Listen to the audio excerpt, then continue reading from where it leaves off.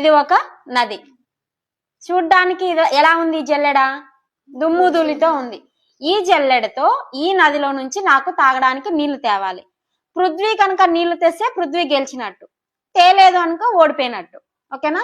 తీసుకురా పృథ్వీ.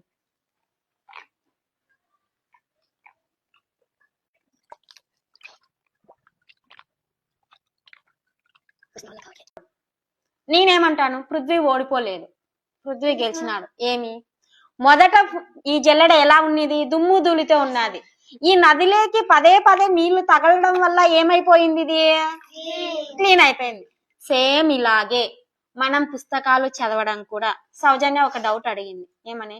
పుస్తకాలు ఎందుకు చదవాలి మిస్? నేను ఎంత చదివినా కూడా నాకు గుర్తుండట్లేదు, నేను ఎన్ని మర్చిపోతున్నాను, పుస్తకాలు చదవడం వల్ల అసలు ఉపయోగం ఏంటి అని అడిగింది.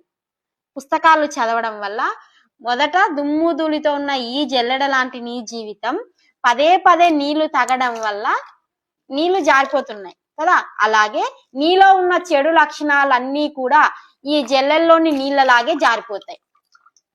ఓకేనా? అప్పుడు నీలో మంచి మాత్రమే, నీలో ఉన్న చెడు ఆలోచనలు పోయి మంచి ఆలోచనలు అనేది వస్తాయి. తో పాటు నీకు తెలియకుండానే నువ్వు ఒక ఉత్తమమైన వ్యక్తిగా తయారవుతావు.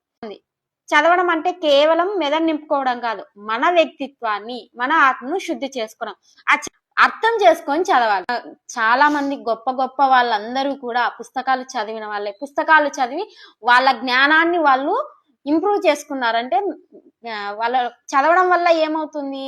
జ్ఞానం పెరుగుతుంది. జ్ఞానం పెరగడంతో పాటు పదజాల అభివృద్ధి పెరుగుతుంది. ఓకేనా? ఏకాగ్రత పెరుగుతుంది. నెక్స్ట్ ఏం జరుగుతుంది అని నీలో ఉన్న క్రియేటివిటీ బయటకు వస్తాడనమాట. నీలో క్రియేటర్ అనేవాడు ఒకడు ఉంటాడు, వాడు బయటకు వస్తాడు. వాడు బయటకు వచ్చి, ఆహా, సునీల్లో ఇంత టాలెంట్ ఉందా, పృథ్వీలో ఇంత టాలెంట్ ఉందా, ఎలాగైనా సరే వీళ్ళని ఒక మంచి స్థాయికి తీసుకెళ్ళాలి అని చెప్పి అప్పుడు బయటకు వచ్చి నీ మెదల్లో ఒక మూలను ఉంటుంది అనమాట, బంకమట్టి.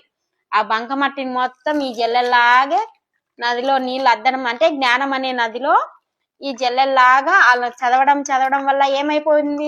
క్లీన్ అయిపోయింది. అలాగే మీలో ఉన్న బంకమట్టి, మీ మెదడులో బంకమట్టి ఉంది కదా, ఆ బంకమట్టి మొత్తం పుస్తకాలు చదవడం వల్ల క్లీన్ అయిపోయి మంచి అనేది బయటపడుతుంది.